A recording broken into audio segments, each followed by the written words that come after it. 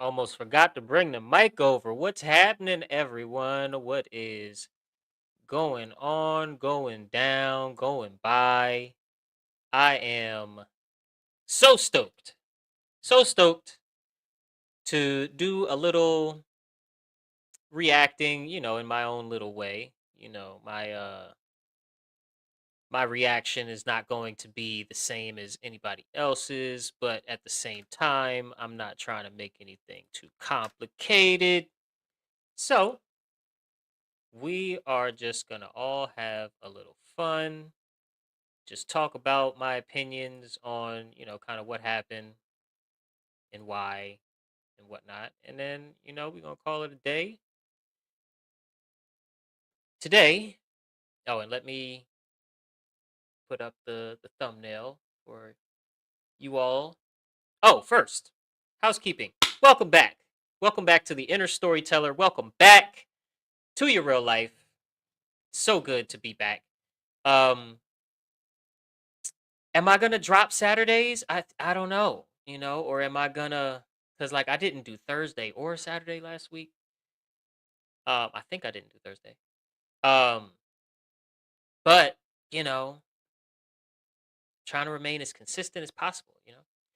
Um, but welcome back. Thank you for being here. Definitely, grab a chair, grab some water, and let's get into today's topic. We are talking about Candace versus Andrew Wilson on the great debate. That's right. Um, if you are here, you are in for real conversations, good people. We talk about natural law, we talk about religion, we talk about money, anarchy, culture, the good, the bad, ugly, and the great, and how mankind is manipulated from the shadows by people that do not have our best interests at heart. Perhaps because they are completely evil. I don't know. But we are not bashing faith systems. We are not calling people stupid for believing this or having this religion or whatever. We are simply examining the psychological affects and effects of the stories that we have the most faith in, the ones we have the most stake in, and how those stories help shape society. And that examination has to sit right alongside an honest look at the current human condition, which is slavery. Government is slavery, good people. And the question we got to keep coming back to always is what can actually be improved with a proper understanding of one's inner storyteller and how it works. So, the so called great debate. All right, we've had enough of that. Today, let's talk a little bit about the Candace Owens versus Andrew Wilson debate. Moderated by Patrick Bet David. Um, People are not very impressed with Mr. Patrick Bet David right now, but they're not hating on him. Barron definitely is giving him a whole lot of grace and um like Coach Colin, like nobody in the very, very pro Candace camp is saying anything negative about Patrick Bet David. Just more so just X posts. There's a lot of people that um well, first of all, X is just going bonkers.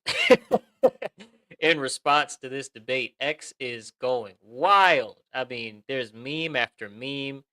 Um, Iran or somebody, I don't know if it was Iran. Somebody put out a Lego song, the Lego music video that they put out against Trump that Iran did put out.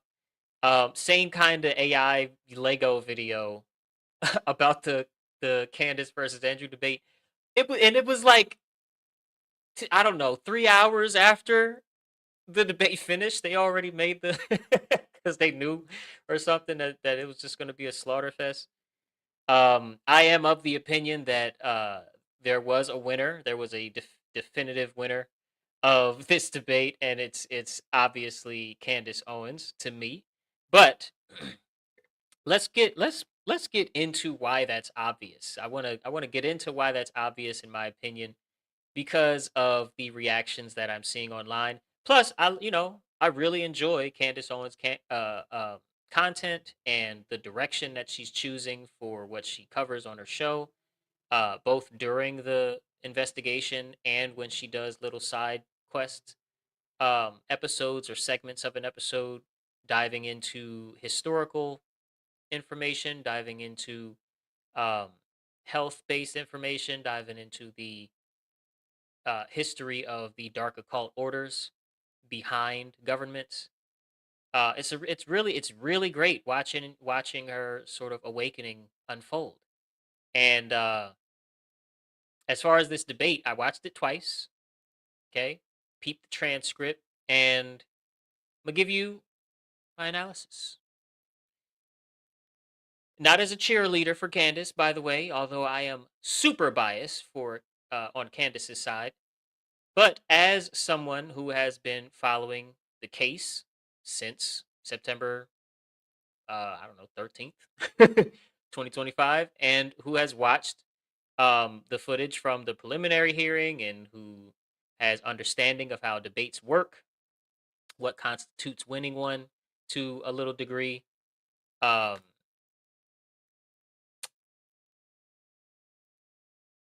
there, you know, something lost the debate before it started, in my opinion. Andrew Wilson, he publicly agrees to debate, um,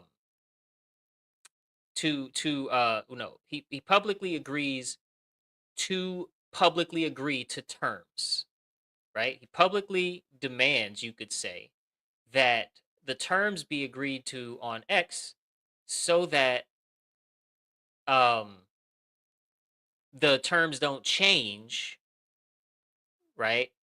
Prevent the terms from changing privately. That's why they agreed to them publicly, so that Candace can be held to the fire if she wants to make a change, or and so can he.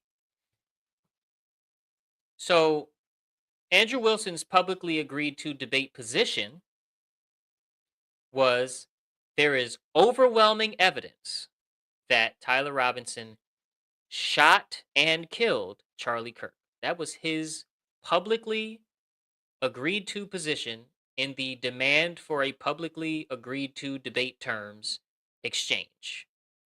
Okay? Before the actual date of the debate on X between him and Candace Owens. It was the position he begged to debate publicly. Oh, Nick, what up? Looking forward to the time we can throw our natural law debater type person that these big. Yo, put me in, coach. Put put me in. Put me in. I'll even go lose on accident. You know what I'm saying? I got tough skin. Yeah, 75%. We're getting right. We getting to that very quickly. But first, I gotta build it out. What up, Nick? Thank you for commenting. Y'all let me know what y'all think about my analysis of this great debate in the comments. So he specifically insisted that terms be established on the record openly so that Candace could not change them later. So that either of them could not change them later. He wanted public accountability for the position that each respectively chose. Ergo, he wanted public accountability for him backing up his own position. Very important. And so did we. We loved that it was public. We love when Candace tweets at somebody she doesn't like, even when she's respectful, because we just love it. It's just we love drama. Can't deny it. So here's the first thing that Andrew Wilson said when Patrick Bet David introduced the debate topic. He said, quote, and what I mean by overwhelming is, and he said it while looking down at his wobbling foot. And what I mean by overwhelming is just that I find it very convincing. Right now, I find it convincing. That's, I think, what most people mean when they say overwhelming evidence. So that's in his opening statement. Before any so-called evidence was presented before any exchanges of any, significance took place. And basically, the first breath of this debate, he was, you know, given in the first breath that he was given after the topic was stated, he redefined the word that he agreed to defend. He said, "Overwhelming no longer means overwhelming." And I should have prepared the exact definition. Define, oops, define. I wonder how many people did this. Overwhelming. Okay, share screen. Where is my share screen? Skadoosh. Bam. Oh, and then I gotta add it to the stage. Overwhelming, an adjective that means something is very great, intense, or powerful. It describes a force, amount, or feeling that is too strong to fight against or too hard to deal with. Too strong to fight against or too hard to deal with. Too much to handle. Very strong force. Deep emotion. He had he had a lot of deep emotions during this debate, but none of them were in support of this notion of very overwhelming evidence. Pardon me. Let me take the very out. Let me take the very overwhelming evidence.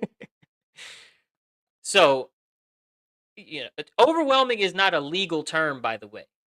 It's not an obscure word requiring clarification at the beginning of a debate that's going to happen in front of millions of people, right? It's a very common English word that has a clear meaning and is used every day, everywhere, all the time. So much evidence on one side that the other can barely be even considered, right? That an alternative story can barely be considered because the evidence is crushing, it's definitive, it's conclusive. We're going to come back to that word, conclusive, right? It leaves no or very little room, infinitesimal room for serious doubt. And that is what he publicly on X claimed to want to defend. That is what he publicly insisted on having. And in his opening statement, before a witness was called, before an exhibit was introduced to the court, he told you overwhelming today means he finds it pretty convincing. Okay. You do not get to, on the day of, redefine a very commonly used word and have that taken seriously by anybody analyzing whether or not you won a debate. Okay. Because there's this AI that said he won the debate. Yeah. Sure. um Now, when Patrick Bet David, when the host of this episode and moderator for this debate, which, you know, with the consistent interruptions, he did absolutely no moderating. But whatever. Um, when Patrick pressed him a little bit just to get a real, let's say, a more solid grasp on his position in this debate, okay, between 0 and 100, says Patrick Bet David, what is the likelihood that Tyler Robinson shot and killed Charlie Kirk based on the evidence right now? And Andrew Wilson, infamously now, says 75 to 85%. So, pretty convincing is now defined today as 75 to 85% likely. So he defined overwhelming as pretty convincing to him, and then pretty convincing to him was quantified as three quarters. Three quarters to uh 4/5. or so. I think I did that math wrong. Anyway, I think 4/5 is 80%. Anyway, about 80%, right? Between 75 and 85. That's what Baron Coleman said. About 80%, right? Tyler Robinson is charged with aggravated murder. The prosecution is seeking to kill this man. Okay? The legal standard for a death penalty conviction is proof beyond a reasonable doubt. Reasonable doubt is not a vague standard in legal terms either. It is the highest evidentiary bar in the American legal system, deliberately placed there to protect human beings from being executed by the state on insufficient evidence. Not that that doesn't happen anyway, but that's that's what they say why it was put there, right? If a juror has reasonable doubt, let's say they're not 100% convinced that it happened. They're not even 93% convinced that it happened. They're not even 90% convinced that it happened. If a juror has reasonable doubt that this person is guilty, they are instructed not to convict. That's the standard. You shall not convict if you possess reasonable doubt, because the alternative, right, is the execution of the innocent. Now, Andrew Wilson, knowing this, he's not as stupid as he made himself look. Andrew Wilson, the most prominent public advocate for the position that the evidence against Tyler Robinson is overwhelming. He's obviously not the most prominent, but right now, because this debate happened, he's the most viewed public advocate for the position that the evidence against Tyler Robinson is overwhelming. He told the world on a nationally streamed debate stage, internationally viewed debate stage, that he has 0.75% investment in the belief that Robinson actually shot and killed Charlie Kirk. That's not overwhelming. Just in case you were wondering, that's not too hard to fight, or too strong to fight, too hard to deal with, something like that. It's not that.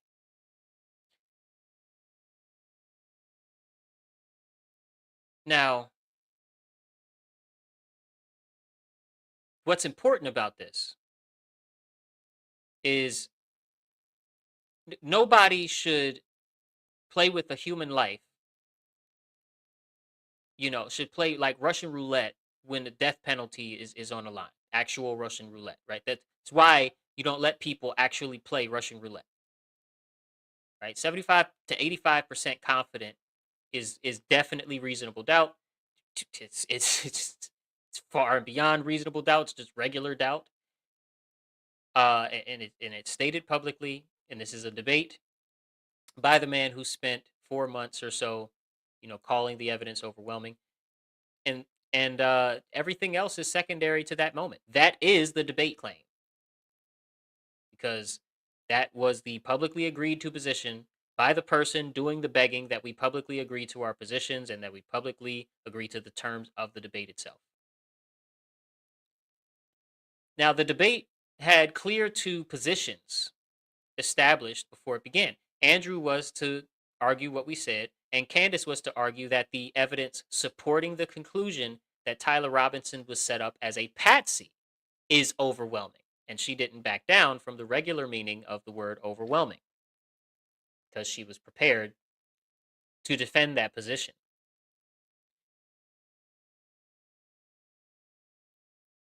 She didn't move on them. He did in his opening statement. What followed in the debate was not Andrew defending the position that he agreed to defend. What followed was Andrew asking Candace questions about the things that she had said on her own show and playing clips that he brought as somewhat surprises and interrupting her repeatedly when she began to build towards supporting her own position and changing the subject with a new question every time she got close to completing a substantive argument. Again, I watched the debate twice. I'm not over exaggerating by any stretch. Watch it for yourself. You will see this play out. Okay. There's a pattern that is very visible throughout this entire debate. When Candace is allowed to speak freely, when she speaks, when she answers Patrick Bet David's question, when when she just chooses to dominate the floor for a moment because she really could do that at any moment. He just really was out of his league here, in my opinion. But when she would choose to do so, and she would speak for a minute and a half, 2 minutes, with a flow of consciousness, when she was not interrupted, when a question did not switch the topic mid sentence, her command of the information is complete, and I mean like the corners are painted, like everything is done. She names officers by first and last name that are involved. She names the times down to the minute of when things happened and when messages appeared or messaging appeared in the media or somebody did a press conference or whatever. She knows the testimony from the preliminary hearing from front to back from all 5 days with absolute precision, as demonstrated in not only this debate but also on her show. But you would assume on her show, she's preparing and it's kind of easier to do. She was doing so on the fly at the debate. She never looked at any technology, although after his opening statement, I don't believe Andrew was looking at technology either. But you know what I'm saying? Like, she was prepared. She knows what was said about fingerprints. She knows what was said about the DNA. She knows the Utah 1102 rule for um, what they called reliable hearsay, right? The standard for evidence at the preliminary hearing in this trial because it's in Utah. And she was prepared to debate every point. She did not get to debate them in any sustained way because the format that Wilson, uh, kind of forcefully created through his own conduct, the constant interruption, the constant topic switch, the questions aimed at her show rather than at the agreed debate position, prevented all of that, right? And yet, within that framework, she raised very substantive evidentiary points that he could not answer and that he avoided engaging entirely, presumably because he does not know anything substantive about the case. He has nothing to add to the conversation. That's my presumption of it. And there's a specific problem that came up. It was so funny too, because he tried to really press the like with the gotcha. Um, he tried to really press the gotcha button on this next point that I'm going to go into. And when you watch it happen, and you can see on Andrew Wilson's face the moment that he notices that, oh shit, this didn't work. Damn, I didn't do what I set out to do. Damn it.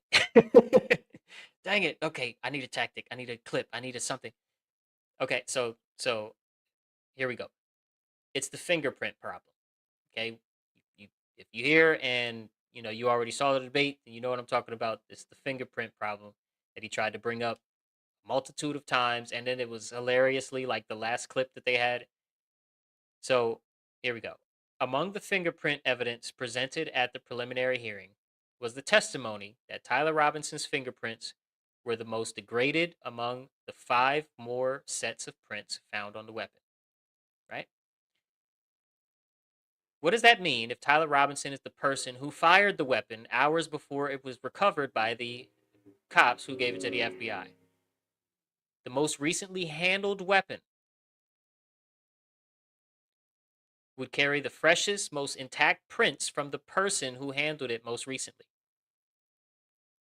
A gun used as a murder weapon and then hidden in the woods would be expected to have the shooter's prints as the clearest, most recent, most intact. The FBI forensics analysis who testified also said when you get above 2 contributors in a mixed DNA sample, it becomes very difficult to make definitive determinations. And there were 5 or more sets of prints on that weapon. I think up to 7, I think. It was either 7 or 9, I forget. Yeah. Now, Candace raised this. She asked Andrew to explain how Tyler Robinson's fingerprints could be the most degraded if he had just recently fired the weapon. And Andrew's response to this was, so what?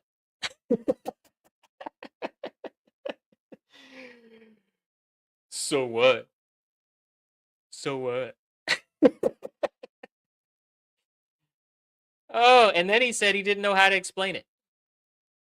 He acknowledged he did not have an answer for that, which is directly in support of Candace's publicly agreed to position that there's strong evidence or overwhelming evidence that Tyler Robinson was set up as a patsy. Because they do have a gun in their possession. Law enforcement that was involved do have a gun in their possession.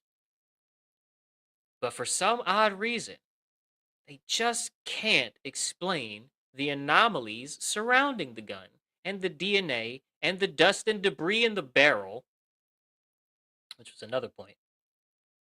And the family heirloom explanation that Candace raised, that the gun was passed down to Robinson because he was the firstborn son and that he was described as not much of a shooter, very important, that he stored it rather than used it, most likely, that provides a very plausible account for why his prints may have been older and more degraded than other family members who may have handled it after he stored it. He puts it somewhere, never touches it, and every now and again, when a visitor, family member is over, and they want to go see it, they want to take it out the box, take it off of the shelf, whatever, they touch it, put it back. Nobody shoots it, so it's just gathering dust. And that explains the dust and debris in the barrel. Wilson's response is that dust and debris could have been there even if it was shot. And while that's physically possible, it's also physically possible that that weapon was not recently fired. And it's not likely that if it was shot, that dust and debris would remain in the barrel. Right? Maybe dust. But debris? You got to be kidding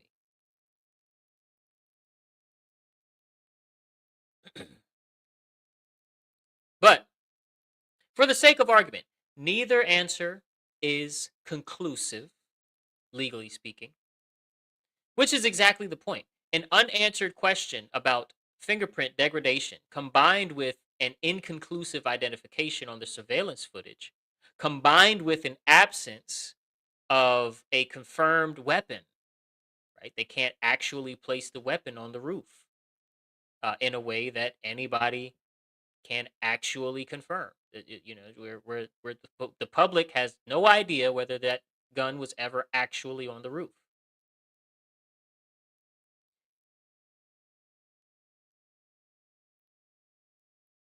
So combined with the absence of a confirmed murder weapon, these are evidentiary questions that have not been resolved, and Candace named them And she tried to name others and was cut off time and time and time again. She had so much to add to this conversation. And Andrew couldn't explain anything that she independently brought up. And then there's the issue of the AI bot. I think it was just one saying that um, Candace conceded points. Candace conceded this and that. I poignantly disagree. Or no, what is it? I disagree. I'm getting ready to refute that. Okay, I think I completely misused poignant, but I don't know. Maybe I'll look that up in a second. A few things worth being precise about, because some coverage of this debate has been categorizing things as concessions that are not concessions. Lance Twiggs' DNA being the main one. Okay, Candace Owens did not concede on the Lance Twiggs DNA point. Candace had previously misspoken on her show in a way that implied Lance Twiggs' DNA was confirmed in that sample of DNA from the weapon. She corrected this already before the debate. Andrew Wilson, on the day of the debate, raised it as if it were a live issue of some kind. What she clarified, okay, what actually happened, is she clarified at the debate that the identity of the additional contributors of DNA besides Tyler and Matt Robinson is not publicly confirmed. It could include Lance Twiggs, but we don't know the names of those contributors yet, the public at large. So it hasn't been ruled out that Lance Twiggs' DNA is on the weapon, indeed. Right? And more importantly, for the content of this episode, the context of this episode, correcting an imprecise way of speaking before the debate, mind you, is not a concession during the debate. That's not how debates work. It's intellectual honesty, right? Andrew raising it, what, 4 or 5 times? As if it were a revelation that demonstrates a flaw in Candace's character or something. He either didn't know that she already addressed it or chose to bring it up for some sort of, you know, he has a team of clippers that clip his content so that, everybody gets the impression that people are watching the long form content when, most of it just comes from the short form content. Regardless, and I don't know his analytics, so I'm not making a legal claim. I'll say, he has this team of clippers and they do their job. Okay. Now, on her certainty about Robinson's actual role, because that's another thing that they say is, oh well, she admitted that she doesn't know what his role is, but then she says she's 0% convinced that he could have taken the shot. Well, doesn't that mean that you can't be 0% because when you say you don't know what his role is, he could have been the shooter? No. No, it doesn't mean that. Okay, Candace said that she's 0% convinced Tyler Robinson was the shooter. She happened to say that at the beginning of the debate because she was asked that directly. Can you put a percentage to you thinking Tyler Robinson was specifically the shooter? She said 0% based on the evidence. Okay, so she is 0% convinced Tyler Robinson was the shooter. She also said she doesn't know what role he may have played that day. Those two statements are entirely consistent with her stated position, right? The Patsy theory does not require Robinson to have had zero involvement in the event. It requires that he was set up, he was used, he was positioned, he was framed, manipulated in some way. As specifically the person that will take the fall for the alleged shooter or whatever happened. Now, saying that she doesn't know his role is not retreating from the Patsy claim. It's being intellectually honest about direct questions that she's being asked on her sort of way to explaining how she logically got to the conclusion that there's overwhelming evidence supporting the idea that Tyler Robinson is a patsy in this case. These are not the same thing as conceding her position. In my opinion, Candace Owens did not concede anything. She did not concede any footing, especially not on her stated position in the entire debate.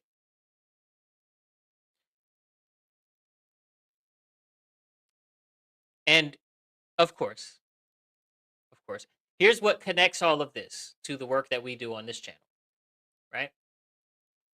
The word overwhelming did the filing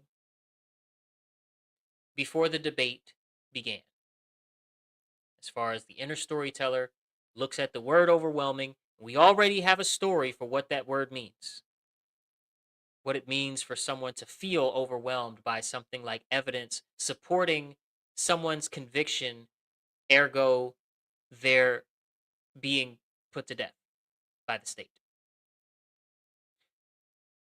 For 11 months, no, excuse me, for 4 months, every time that Andrew Wilson said the evidence against Tyler Robinson is overwhelming, we in the audience, in the audience of Twitter, in excuse me, X, and the audience of the hype for this debate, and the audience of all of the antics that led up to the public discussion about an official debate, right after or leading up to the Joe Rogan interview that actually manifested the debate itself. 4 months, every time he said that, we, the audience, filed the case into the conclusive drawer. We said, oh, well, the evidence is overwhelming. Dang, looks like Candace is insane. Because overwhelming carries the specific emotional and cognitive weight that it carries. Okay, our inner storyteller says, okay, well,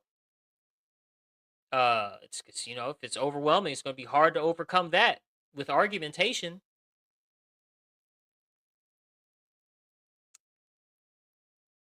And until there was actually a debate, that displayed how outclassed any of these people who are essentially revealing themselves to be grifting off of this tragic event, how out of their league they are in stepping to the person that kind of cares, has demonstrated to care the most about getting to the truth in this investigation.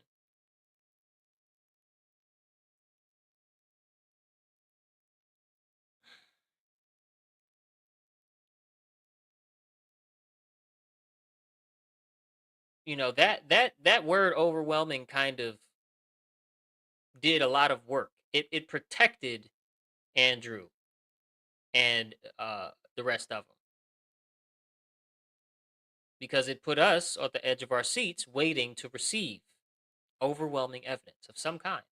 Candace even said this during the uh one of the streams of consciousness where she was able and not interrupted, and she was able to just talk for a little while. I think she was answering a question from the moderator, from Patrick Bet David, where she's explaining that we all expected during the hearing to be completely surprised at least one piece of conclusive evidence placing Tyler Robinson either as the shooter or at least as seen on campus on surveillance footage.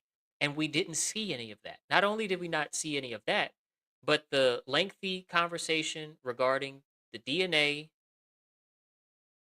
evidence revealed that they can't even conclusively place the gun or the bullet into the story as the FBI told it in the beginnings of this journey, right? Basically, for right now, there is the same amount of conclusive evidence that this marker here in Austin, Texas, that this marker is as connected or is connected with the assassination of Charlie Kirk. Um, there's just as much evidence connecting that marker to that day as the 98 Mauser. Conclusive evidence, pardon me, right? And it's just so crazy, man. It is insane that the first thing he said was that overwhelming doesn't mean overwhelming, and actually he came here to defend a position he is 75 to 85% convinced is even true. That is insane. That will go down in infamy forever. You know what I'm saying? Hey, I got 3 viewers. Hey y'all, what's happening?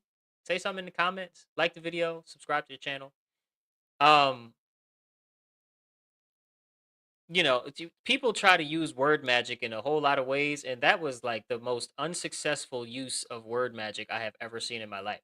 The moment that the word was redefined, that he said overwhelming means that, to me it's pretty convincing.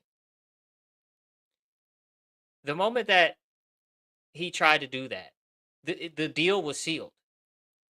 Right? Like you you really thought it was a good idea to say, hey, American public, world public, because this is a worldwide viewed debate.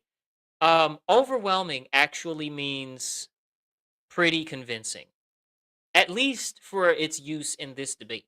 Even though, 4 days ago, I publicly agreed to, without redefining the term overwhelming, to debate that this man should be put to death because of the overwhelming nature of the evidence against him. It is so insane and pathetic and weird. You know, in a death penalty case, right? Moments like that really matter. Not just as a debate point either, as the basic human standard for what we're willing to do or enable to happen to another person based on how, certain we are that they deserve it. Candace has been asking questions, I would say, in my opinion, asking the right questions about this case since it happened, and she's been noticing inconsistencies and all of these things, and she's obviously been studying this case um, very sincerely. She showed up very prepared, eager to argue every point that he may have said something or brought up, as well as defend her publicly stated position. And she was met with a format that prevented sustained argument and order, prevented um, even an environment where she can, let's say, where it's not a waste of time to argue against the notion that there's overwhelming evidence, right? To refute the point that there's overwhelming evidence against Tyler Robinson, because he redefined the term overwhelming, or he attempted to, right? But that's my honest analysis of what happened in the debate. I was trying to think before I started this episode. I was like, am I going to show clips from the debate? I could show clips from the debate, but like everybody already has all of the best clips. They're all out there. I'm a couple days after. And so I didn't prepare timestamps or anything like that. It's just, for me, very apparent that if you watch the debate itself, or if you watch, like, I would recommend, if you have the stomach for very long form content, or you work a job where you can just have your earphones in, or have your podcast going, and that's just your background noise. I would watch Ian Carroll's 6-hour breakdown, where he goes line by line. So he lets the debate go for a while, and then he reacts to that portion. And he watched the whole debate before he did the video. So he goes line by line, reacts to every single piece, and I think it's my opinion that take on the um Ian Carroll's take on the uh debate is accurate. That's my opinion, that he does a good job analyzing, um, and it's also very entertaining to watch. But it is 6 hours. So me, I have my earphones in at work. That's how I saw it. I had it on, and I was at work, and I was doing my work, and I just didn't turn it off. So my phone didn't die, and I played that video. Regardless, um, like I said, this is my honest analysis of the debate. The audience that watched it and drew their own conclusions and have the transcript, can, you know, hash it out in the interwebs, in the comment sections of the interwebs, and hopefully a little bit of that involves you guys asking the question, what story am I willing to live? That's all for me today. I will see you all tomorrow. And look out for another appearance from Sarah Cross on Wednesday, as well as Aaron on Friday. Peace and love always, and all.